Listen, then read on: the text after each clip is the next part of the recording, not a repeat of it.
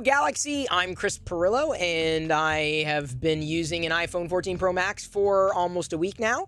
The one thing I really wanted to try was the camera, and not really the camera so much as waiting to see what the camera produced, because to me, it's not about the specs, it's not about what's on paper, but it's about the actual images that might or might not be usable. Now, you might remember from the videos that I did last year on the iPhone 13 Pro Max and taking pictures with it, I was not impressed.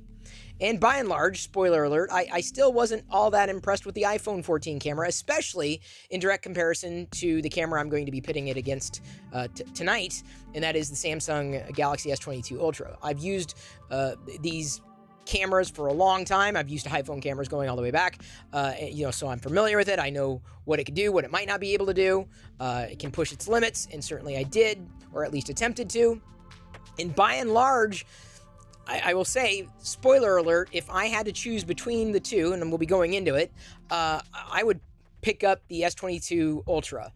Like, if I had, two of the phones sitting in front of me and I had to go, and I knew I was going to be taking pictures, I would grab the Samsung device easily.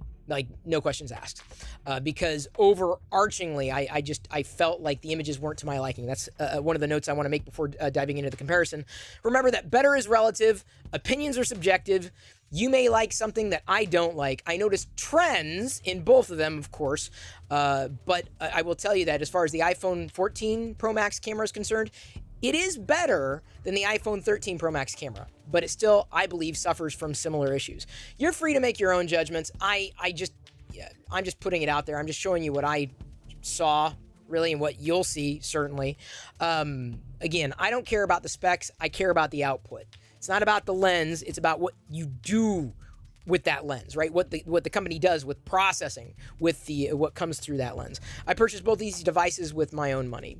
High-level overview, the Apple screen, I will tell you, especially when taking photos, was definitely brighter. That helped a lot in the outdoors. I also appreciated with longer exposure shots, like night shots, dark shots, or shots in the dark.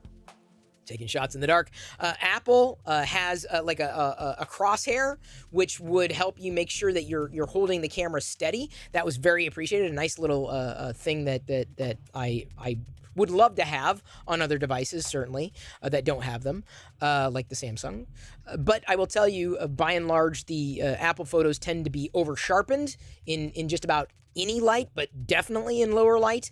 HDR, much like with the iPhone 13 Pro Max, doesn't always seem to fire when I believe it should, but the iPhone 14 definitely did better with HDR than the iPhone 13 in my experience. The shots tend to be warmer on the iPhone, though that's something you could also adjust with the software, set that up to your own liking. Better colors. I would say colors more representative of the real world on the iPhone camera compared to the Samsung camera. But the shots also tended to be a bit more grainy. The iPhone camera compared against the Samsung camera. Also, the iPhone camera tended to be overly contrasty, like overboard contrasty, rather than better balanced. The highlights in the scenes tended to be really bright, or almost teetering on blown out whites, compared to the Samsung shots. But I would say that the iPhone 14 compared to the iPhone 13 camera was sharper at lower light. That's a big differentiator between the two. But compared to the Samsung camera, the iPhone camera was definitely less sharp at lower light. Now, as far as the Samsung device is concerned, I feel it's far more flexible, from a software perspective. Because, like with the iPhone, there's only one way to shoot you can use the trigger on the volume rocker, but like a button on the screen. With the Samsung device, you can relocate that button anywhere on the screen to tap. Or you could say something like cheese, and then it'll fire if you have that turned on. Or you could use the S Pen, the built-in S Pen, pops out, and trigger it by way of Bluetooth. So there are multiple ways of taking, I feel, more usable ways of taking a shot with the Samsung camera compared to the iPhone. I also appreciate that Samsung remembered where I was last better than the iPhone did in terms of what I was using the last time I was in a camera app. The other thing that's a boon for me is being able to rearrange the modes. There's a lot of that customization that you get with the Samsung camera software that you do not get with Apple. I feel though one of the negatives, because I do take indoor shots, for both of them, there's always subject matter blur. That's an issue that neither one of them is necessarily addressed. And that's the Pixel camera, I feel, has like led in that department. There are more artifacts in the lower light shots from the Samsung camera, I found, like just things like, artifacts, like pieces of the image that weren't there in the original shot, like the processing on the Samsung camera, despite having this much time to optimize it, I feel that Samsung still missed the mark on a lot of it. But the Samsung shots also happen to be smoother at lower light as well. By and large, though, the reason why I would choose the Samsung camera, and don't worry, we're getting into the comparison here, is that I felt it provided a better balanced exposure for the shots. I felt it kind of met everything in the middle versus going to extreme ends and not, in my humble opinion, doing a good job at either extreme end. I felt that the Samsung shots, by and large, were more usable, more editable.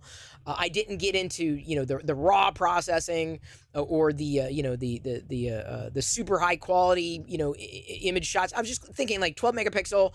Point and shoot. I don't necessarily want to get in and edit it later if I don't need to. I just want a good shot and I'm going to go because that's the shot I'm going to take. So there are certainly ways to get around a lot of these issues that I've outlined here. There's also been a complaint, specifically with Samsung, is shutter lag. That hasn't bothered me. I will admit that. It hasn't bothered me as much as it's bothered other people. Would I want it to be better? Absolutely. Do I hope they'll fix it? Certainly. Will they? Anybody's guess. So saying all that, now I wanted to get into some of the comparison shots. There was no rhyme or reason. I just thought, oh, that might be an interesting picture, or I usually take a picture here. This is my my office or my play shop here, indoor light. The lights are not dim. And this is one of the shots, and this is the second shot. Now you'll start to notice the differences right away, and you'll be able to see these trends throughout all the images. This is the iPhone shot and the Samsung shot. So you'll see far more contrast in the iPhone shot than in the Samsung shot. And by and large, I will say this. Both images taken on these cameras are usable at a certain resolution and at a certain distance. When you start to pixel peep, that's when the differences start to become a little more dramatic. So I found, again, a lot of contrast with the iPhone and not so much, so not softer, still sharp, but not overly sharpened with the Samsung device. The reds, as I said, the colors on the iPhone shots, far more accurate on the iPhone than with the Samsung across the board. There may be a couple of exceptions to that rule, but that was just one particular area. Now I'm gonna do something that people say don't pixel peep, but I'm gonna zoom in just to show you that contrasty look that I'm talking about. So this is me zoomed in on the iPhone shot, and this is where I'm saying the whites just feel like it looks like I'm looking at a color painting, like a digitize, like someone took and ran a photo through a comic filter or something. Like it's the whites are just that bad. They just look that bad. At least this close. So are they accurate? Yeah, fairly accurate. But when a light is shining down on a white object, for the most part, and there are exceptions. I mean, this is just generally is what I'm saying. The iPhone tends to make things overly sharpened. Whites are very white to the point where they are almost blown out, but not as bad as I found them to be on the 13 Pro Max. So that was the iPhone shot. I'm going to go ahead and zoom in here, the Stormtroopers on the Samsung shot, just to show you the same. Oops, sorry, I probably zoomed in a little too close there.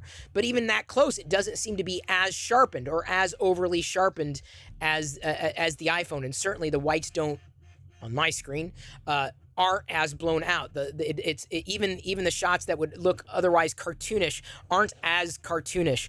Even the skin tones in my George Lucas figures seem to be more accurate to the original figure colors there on the shelf that's across the way. You can see all the dust on the on the shelves as well.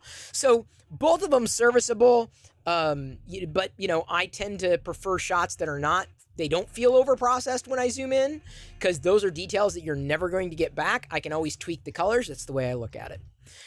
Decided to go with some low-light shots. This is a low-light shot with the auto-firing macro on, or the close-up camera on the iPhone. This is the iPhone shot. Now, they said that the shots are better in low light compared to the iPhone 13 Pro Max, and I think they're telling the truth. When I actually took the same shot with the Samsung camera, just look at George Lucas's face. Look at the differences in the whites on the Samsung camera here versus the iPhone. Again, same amount of light, low light scenarios. I found that for the most part, in low light, I preferred the Samsung shots, not just for smoothness, but in some cases, color accuracy. I don't even think I was shooting in macro mode. You walk up and the iPhone figures it out for you, says this is the best shot. All right, so that's what I usually go with. I want to say that this is the shot that it took. I couldn't have taken this shot at a 1x from this where I sat. I could not have taken this shot from a 1x. It wouldn't have been in focus on the iPhone. But look at that. Look at the detail on the Samsung shot versus the iPhone shot. So again, back and forth. Like, it's just muddy, grainy, because it's using a different lens. But again, when you're in a scenario where the only way to get it to focus and the only light that you might have available, you get what you get. And over, I found the same thing to be true, despite having on either camera, the night exposure cranked all the way up to max, because you got to do that, over-processed, over-sharpened, especially in lower light scenarios. So this is I feel this is representative of the types of differences, dramatic differences, that I saw back here on my desk. A few figures that I just happened to have out, some Dark Troopers, one 3D printed from Play Action Toys Dark Trooper in this lime green Polymaker filament, which I love. So this is one of the shots, and here's the second shot. Now, based upon everything that I've told you about the large differences between these two cameras, I bet you anything you can start telling me which one is which. For the most part, both of them are very serviceable shots. And as I said, they're not, it's not horrible, but it's not, sometimes not as good as you might want. Inevitably, there's always going to be a shot you like more. You see the iPhone Oversharpened right here? You see it? They're very harsh lines. Representatively speaking, though, the colors were accurate. The colors were very accurate, but again, it's just so sharp. So sharp. Everywhere in the image, just sharp. Almost too sharp. The Samsung photo, which doesn't really feel, if it's balanced, right? You could always increase the contrast in post and not necessarily lose anything in the balance. For a lot of these scenes, especially when we're talking indoor photography and lower light, I should say, photography or indoor light. Here's another angle between the iPhone and the Samsung. iPhone, Samsung. iPhone, the colors are more rich. I felt that the Samsung pulled out more details, from the darker parts of the image. Again, like I said, it seems to have this exposure balance where the darks aren't too dark and the brights aren't too bright on the Samsung image versus the iPhone image. But I thought that both of these were very serviceable shots. We got a pumpkin. Must be out of your gourd to think that I wasn't going to do a pumpkin shot. But behind the pumpkin, it's pretty dark in the shadows on the iPhone versus the Samsung. So again, the iPhone, the pumpkin is orange. On the Samsung shot, the pumpkin's orange, but a little washed out. Compared to the In the Sun pumpkin, this was a truer to life color. Sharp contrast. But I also appreciated that the Samsung camera pulled out more from the shadows. This is the iPhone shot, and this is the Samsung shot. iPhone, Samsung. So I feel the iPhone has me a little whiter than it might normally be. I felt like I had a more natural look on the Samsung, and mind you, there is a toggle in the Samsung camera where you can have a brighter face or just a natural face. This is the natural.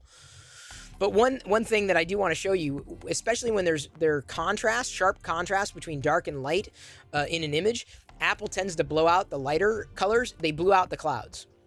in the background. Those clouds are blown out. But still, they're both decent shots. There was a slightly wider angle in the iPhone, which if you take a lot of selfies, may be very, very important to you.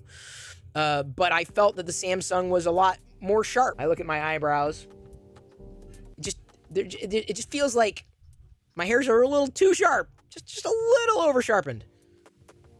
Just a hair, just a skosh. Just again to show you the sharpness again with ample light.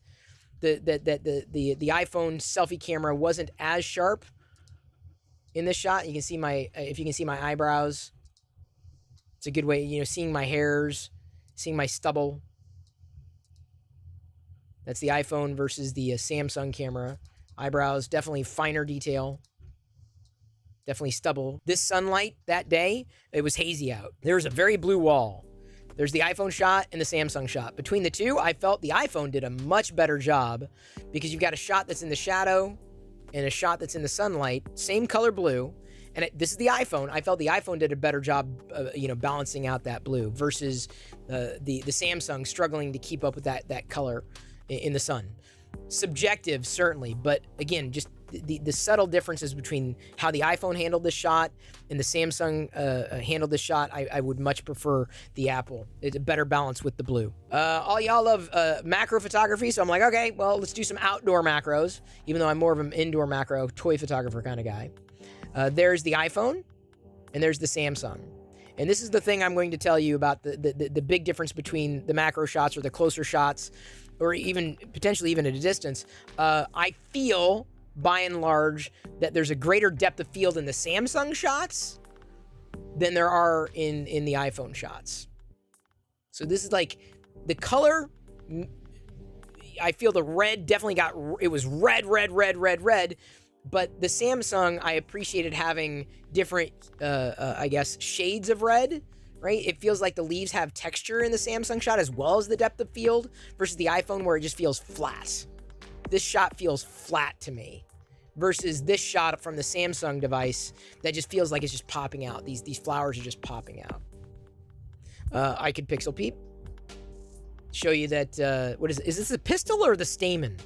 Right there. This is what I guess it was focusing on there in the middle. Both did a pretty decent job at sharpening. But again, Apple's sharp across the board almost to the point where it just doesn't make a good overall photo or as good a photo as what I believe the Samsung took. Very, very low light. Very extremely like dark, pitch black. Dark. I wanted to see how well each one did. There was a lot of noise in the iPhone shot, a lot. But to the iPhone's credit, it picked up light, cast it out from the bathroom from a nightlight, just a tiny little nightlight. So I was like, how is it even getting that light? So this is pretty much pitch black in this room, from the iPhone to the Samsung shot. So a lot of noise like just this a lot. And color a little washed out in the iPhone. You can see the graininess. And this is the Samsung shot, which did not pick up the light from the long exposure from the bathroom. And zooming in, a lot of the details are like sharper, less artifacting in this shot. And I felt the colors were also a little more accurate.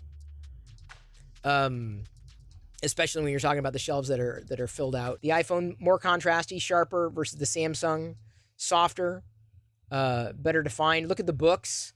You can see they're really, really white versus they're white, but not too white in the Samsung shot.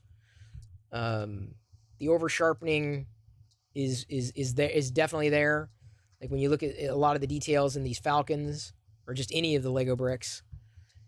On the iPhone versus sharp, but not over sharpened on the Samsung camera. Here's another dramatic difference between how the iPhone handles things in macro versus Samsung. Softer, more natural look on the Samsung versus the iPhone, which is just harsh.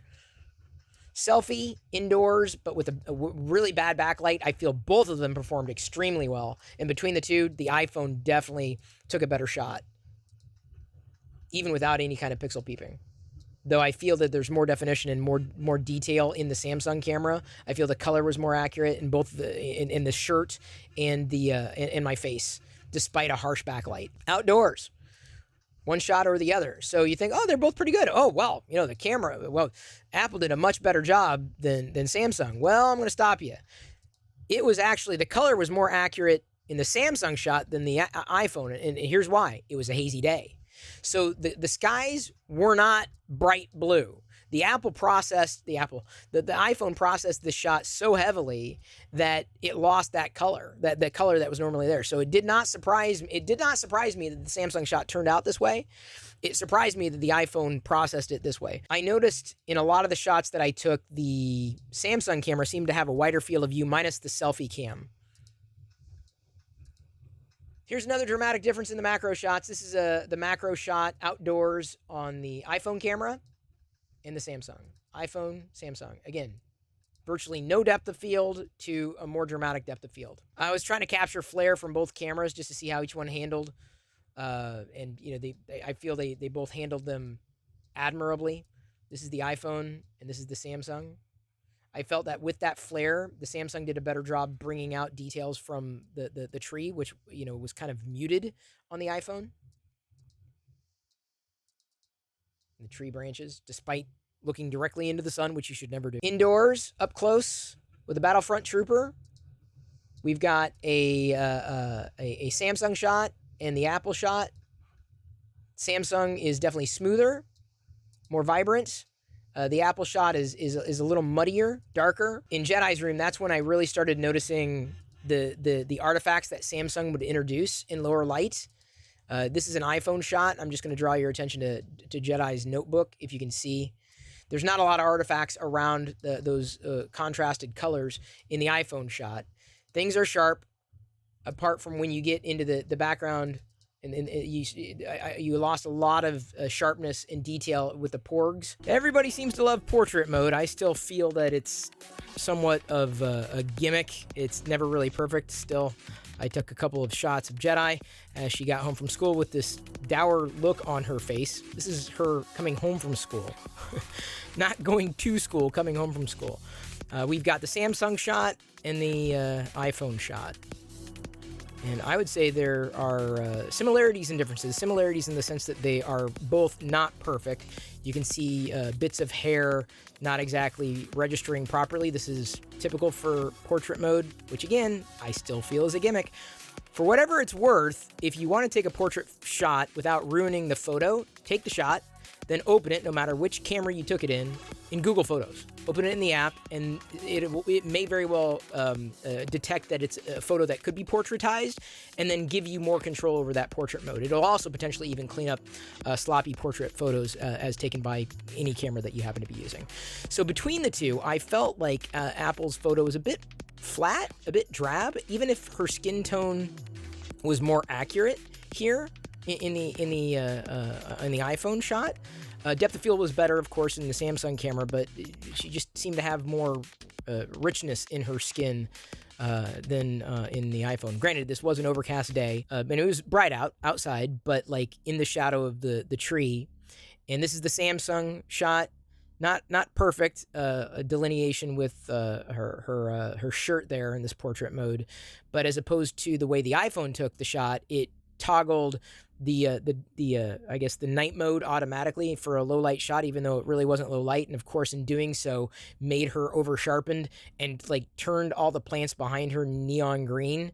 It was also not registering as well with these areas between her arm and her body and between her fingers in this portrait mode.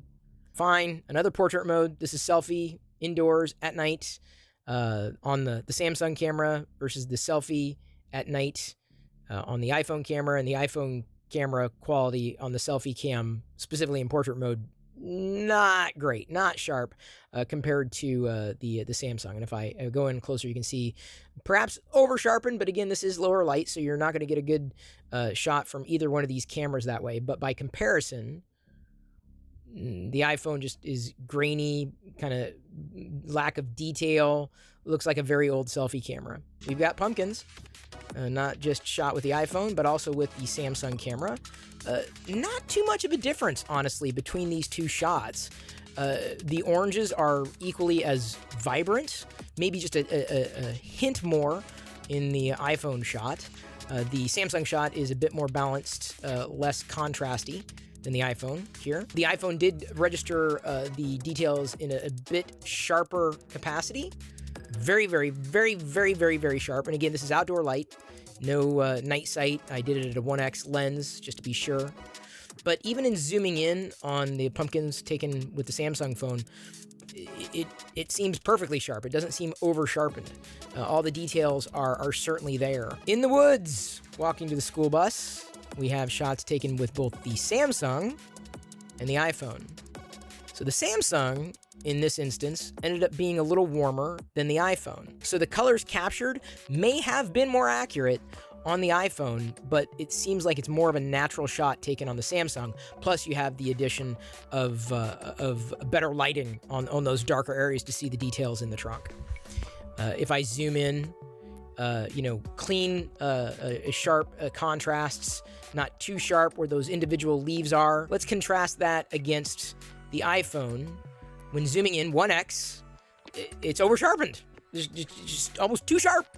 Again, they've got to dial it down just a tiny bit. Once something is over-sharpened, it's almost impossible to un-over-sharpen it. I took another shot outside in portrait mode with the Millennium Falcon between the iPhone and the Samsung camera. This one's pretty close to a wash. Samsung captured warmer colors, warmer tones in the background, but I felt that the iPhone actually gave it a cleaner, a tilt shift type of capture versus the Samsung shot where it only really blurs the background rather than the background and the foreground. But both of them are very serviceable images. You'd be hard-pressed to find too many differences between the two. These are always challenging shots, seemingly, for the iPhone, where you have dark darks and bright brights. It doesn't really balance the image half as well as the Samsung camera might do. In fact, you could even see the tree on the Samsung shot in the background of this very, very blown-out window versus a completely blown-out window plus a slight flare off to the side on the iPhone camera. Not to mention, if I zoom in on the details, and you may not even be able to tell, but like everything got muddy here. There's a little a red Tiki Vader. That's the iPhone shot versus the red Tiki Vader showing up with a bit more definition in the Samsung shot. You know, if you've got great light all the time, everywhere you go with the camera, hey, knock yourself out. But unfortunately, most of us don't. This is an indoor shot with the 1x lens. I made sure that the any kind of night mode was turned off, either camera. Apple struggled with some detail with HDR in those windows, as opposed to the Samsung, where you can see some of the details beyond the window panes themselves. The skulls here on the table were also somewhat over-sharpened in the Apple shot. Apple did a better job with maintaining the detail of these couch cushions. Like there's not a lot of noise happening there versus the Samsung camera, which didn't fare as well in those areas. There was a bit more noise, a bit more graininess in the Samsung shot. Jedi being a frog, 10x on the Samsung camera. She's a bit more orange than I think she normally is. I feel that Samsung compensated in this photo a little too much, on an overcast day, as opposed to the 10x on the iPhone, which is digital. It is clearly digital. It's digital zoom, but I feel that the iPhone did a better job with color representation in this shot. Specifically, she doesn't look like a pumpkin on the iPhone, even though the Samsung is a cleaner shot. You could always adjust the color in post. Jedi at 1x outside, overcast day. There's the iPhone and the Samsung camera. And I feel the Samsung, again, struck a better balance, even with her skin tone. You can see she's far less orange in this shot. The iPhone just feels drab and flat. If I pixel peep, going a little closer, you can see a lot of sharp details with the Jedi's face and her features on the iPhone. And on the Samsung, a little more natural. Like the lines just seem cleaner, not too sharp, not blurry, just perfect. Indoor shot, almost no light apart from what might be cast from the TV across the room and the window to my right. your left, or the way you're looking at the screen, your left. This is the Samsung shot. This is in a night mode, or basically triggering as much exposure as I possibly can on the Samsung device, which worked out fairly well. I was actually surprised at how well this turned out for how dim the room was, versus the iPhone, which almost looked like I used a flash, which I did not do. I mean, yes, there's the selfie flash that is used on the iPhone.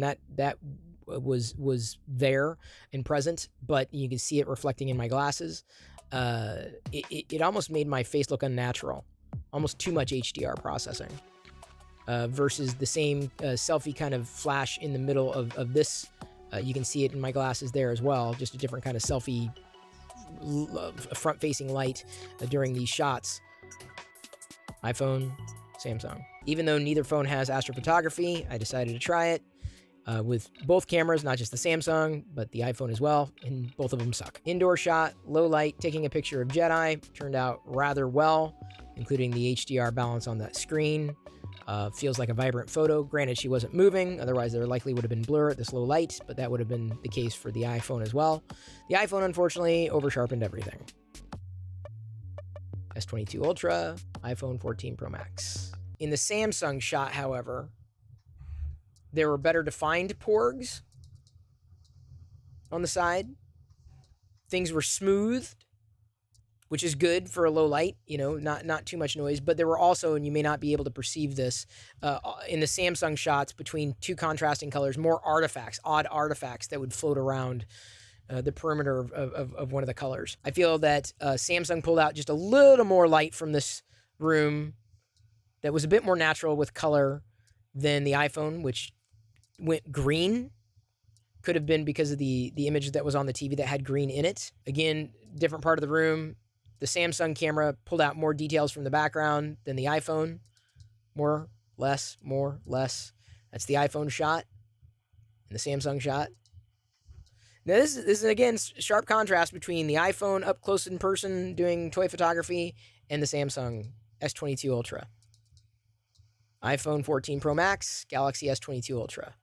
Big differences. Huge differences in detail. So this is I feel that is probably the best way to explain why I chose or would choose to go with the Samsung camera over the iPhone by and large. These are shots that were the ones that I took representative, some good, some bad, some better, some worse. It's all subjective. You don't have to agree with me.